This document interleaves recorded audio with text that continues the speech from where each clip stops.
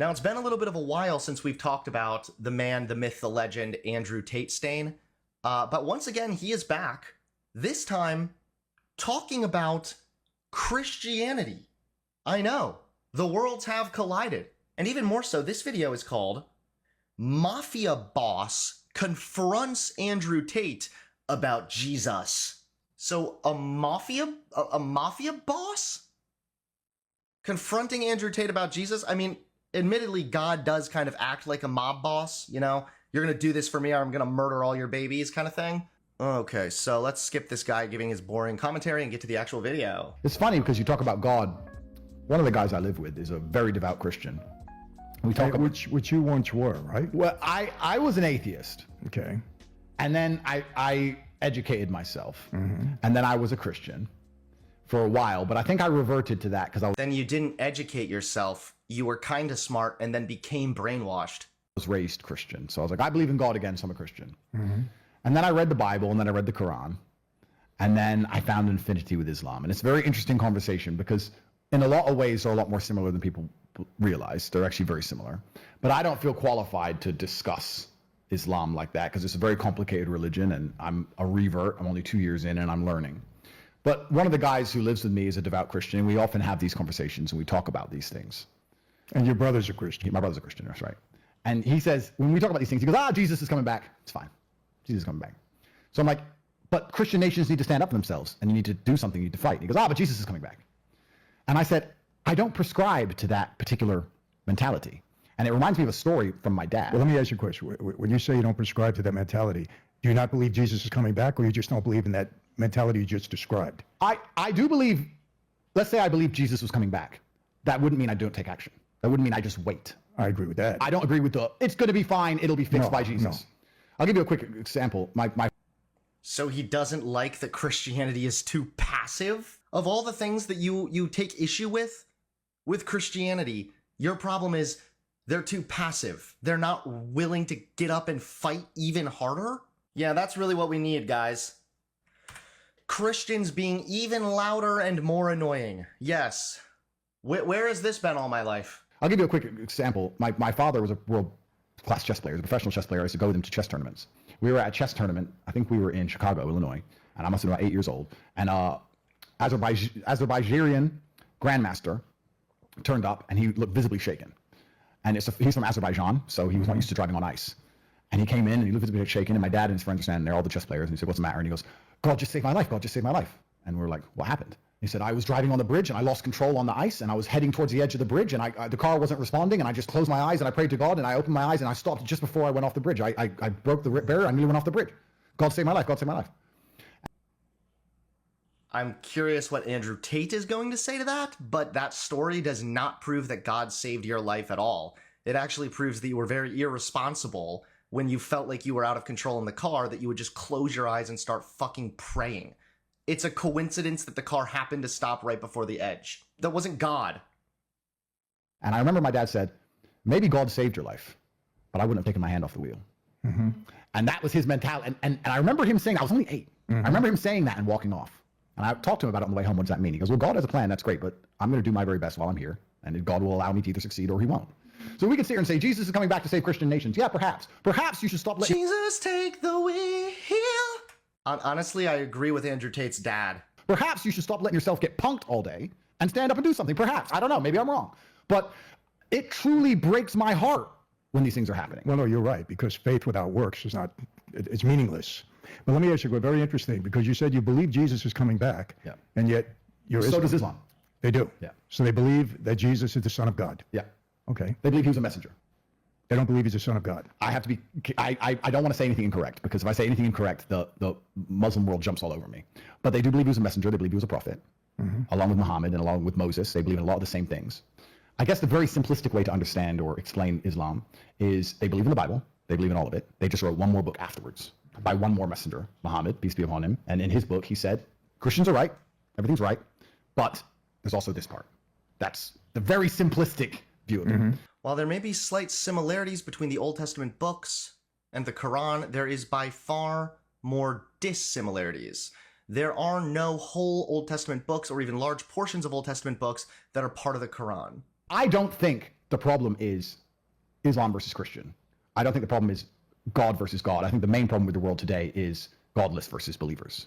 I think if you have somebody who believes in God, all the religions have a basic tenet of look after your family, do the right thing. God is watching. There is sin. There are some things more important than money. You know, like in Islam, we don't have usury, for example. There's no interest allowed. You can literally fucking do that without any religion. Why do I need God to tell me to look after my family? I don't need God to tell me this. I know that my family needs me to look after them, because if I don't, they will live worse lives. My kids will not have happy lives. And because I care about them, I want them to live happy, healthy lives. I can reason very easily, very simplistically, as to why you should do some things and why some things are more important than other things. And I don't need God to tell me any of this. You know, like in Islam, we don't have usury, for example. There's no interest allowed. It says in the Quran, if you have a society based on interest and based on debt and based on banking, you're going to be controlled by evil. It says in the Quran in the 14th century. So like there's... Yeah, he means usury, not usury or whatever. Yeah, but still, that's actually an interesting thing, because a lot of religions do have stipulations on collecting interest. And do you know which religion doesn't? Judaism.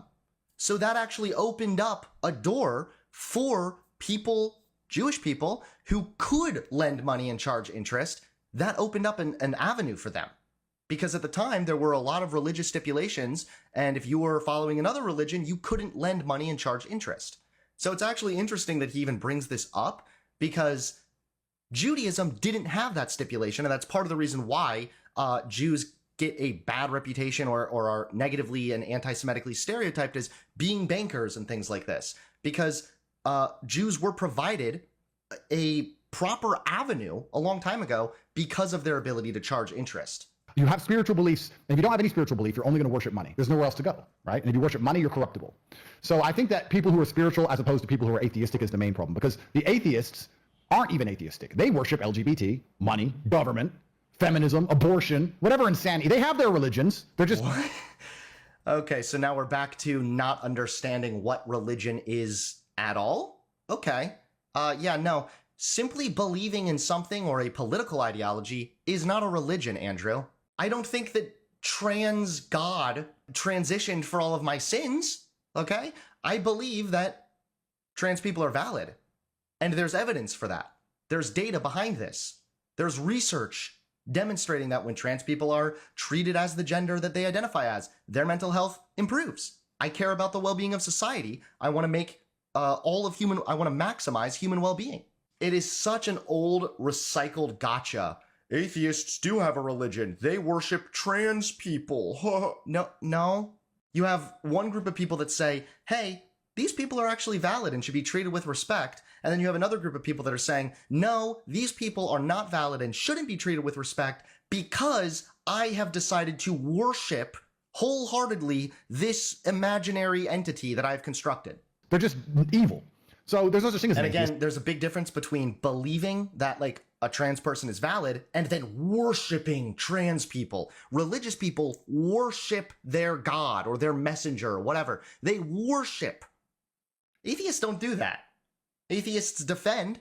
They believe certain things based on evidence, and that's about it.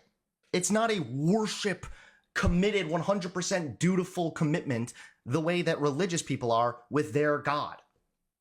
Anyway, they just have completely insane religions. Right. I believe that people who believe in God versus people who don't is the main problem. I think a lot of the confusion, though. And how come other countries where there's far less religion, those countries tend to do significantly better? How come if you look in the Nordic countries where they have the highest percentage of religious individuals, you also see much higher rates of human well-being, of health, of flourishing, economic mobility? Why is that? Where the hell is leaving religion to the curb, kicking religion to the curb? Where is that coming around to hurt people? Is a lot of the problems in the Western world are from migrants, perhaps, or from people who are from Islamic countries. So people have a problem with Islam, which I can understand. But I would argue that the problem there is not Islam. The problem is third worlders versus first worlders. Some of the first world Islamic nations are the most beautiful places on earth. Bahrain, Kuwait, Dubai, United Arab Emirates. These are gorgeous places with no crime. And you're going to see, with no tax, the tallest buildings in the world, perfect roads, 0% tax rate. No tax. Yeah, no tax. Explain that, government. And they built these beautiful places, and everyone's safe, and society functions, and everything's gorgeous. Obviously, you have third world Islamic nations with problems. You can go to Africa and find third world Christian nations. Yeah, absolutely. And you will see how they treat women. People say, oh, Islam's bad to women. We'll see how they treat women in Africa and Christian nations. You're right. It's third world versus first world. Let me ask you, is there a reason you were drawn more to Islam than Christianity? I read both books. I don't know if it was my time inside of Islamic countries. I felt God. I felt it. I don't know how else to say it. I felt it. I felt it more when I went to the mosque. Well, I'm convinced. This should answer it for everybody now, you know? God, Allah, which one is right? I've done eeny, meeny, miny, mo like 5 times. I just can't decide. Well, Andrew Tate felt God when he walked into a mosque. He didn't feel God when he walked into the Christian church. So, all right. Islam provided Andrew Tate with a religious fisting that Christianity just couldn't do. I felt it when I was in an Islamic country. I felt it. And I've analyzed this about myself heavily because I believe that feedback is how you get good at anything. People think practice makes perfect. That's a lie. Feedback makes perfect. And I was actually discussing this with somebody who was talking about my podcast. That's also very illogical for a guy who tries to uphold this masculine archetype of logic and facts. Now he's saying he believes in one religion just because his tummy felt a certain way in the church? Really? Podcast. He says, oh, your podcasts are very good, and how do you talk so well? And I said, well, he goes, you must be practicing. I said, I don't practice because I'm 37, you're 42, you've been practicing longer than me, so how come I can speak better than you can? Because I watch myself back and I analyze, I learn new words, feedback is how you get good at something. So I try to analyze my own state of mind all the time, and I try and work out, why did I feel like an Islamic society was closer to God than a Christian society? Is it because of what's in the book? Or is it because of the society I'm in? Is it because of the society? Maybe, and I'm just being perfectly brutally honest here. Maybe when I look at religion, I say... He's going to say something I just know it's going to loop back around to how Islam has more control over the degeneracy, and that's why he's in favor of Islam. Well, if a religion... What's the primary goal of a religion? Is it to save souls? Yes. But also, wouldn't you argue the primary goal of religion is to preserve a society? To a degree? If Islam can preserve Islamic societies, if women are women, if men are men, if even in war zones, even you can look at the worst countries on the planet. Dude, I need to just start betting money on this every time. These people are so fucking predictable. No, your religion should not exist to continue upholding a specific societal standard. What if the specific societal standard is not a good one? And then that opens up the whole other can of worms. Why is the religious prescription for things that men and women must fit these rigid roles, why is that not as successful for people? Why are people far more unhappy when they are forced to conform to these roles that they don't really naturally fit in? If even in war zones, even you can look at the worst countries on the planet today, they're Islamic countries, if they're still all praying, they're still all with their wives, they're still all feeding. God is the only thing they've got. They don't have anything else. They're not afraid to die for what they believe in. God is all they've got left. You know what's interesting? Someone said to me, they said, imagine... That's a bad thing.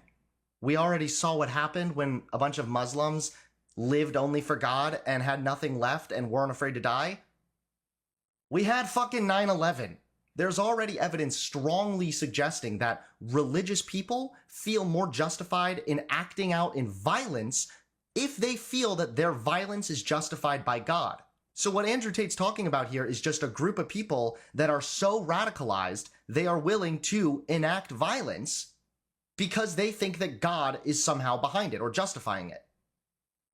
And it's completely ludicrous and messed up. And what's even worse is you can't reason with those people because they didn't use reason to reach that conclusion.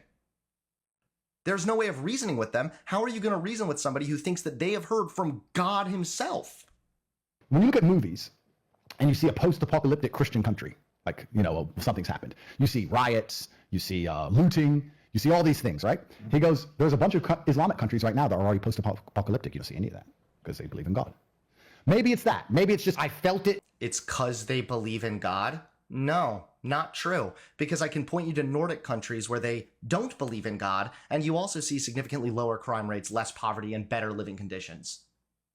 It holds society together. And I'm not going to sit here and argue that I'm right. I'm not going to argue against Christianity at all. I respect Christianity. I was raised Christian. I have absolute respect for Christians. My brother's a Christian. I'm not going to sit and say that I'm right and anyone else is wrong. I'm just saying perhaps it's as simple as if I send my children to school in Dubai, 99% of the problems we've talked about, I don't have to worry about anymore. Maybe it's that simple. It's like, okay, boom. I've been following Tate's path. Yeah, so it's literally just because Islam is even more controlling and even more bigoted than Christianity, I'm going to choose Islam. Eternal nothing. I said, I need to find out what's true. And at that point in time, I had my Bible in there. I had my wife send me every book you can imagine. Christian faith, Hindu, Muslim, everything. I was reading everything. And for me, the separation was, okay, all of this makes sense.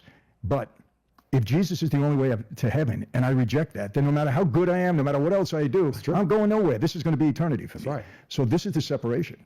And I think people have to make that choice. Yeah, and I think that people also should understand that if God is the only way to get to heaven and the only way I can achieve salvation is by belief, then God is not just, because now somebody who commits a heinous crime can believe the right way and go to heaven, and the person who doesn't believe the right way but has done nothing but dedicate their entire life to serving the poor, they would go to hell.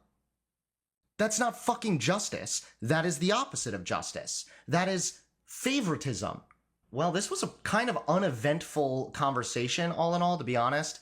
I would have liked to see a little bit more heat, but still, the fact that Andrew Tate, basically his whole big revelation here is, yeah, I'm a Muslim because Islam provides more control. Islam stamps out the degeneracy. Under Islam, trans people would all be just fucking executed, so we wouldn't have this problem. So that's why I'm a Muslim. Like, that basically, long story short, was what we just fucking watched.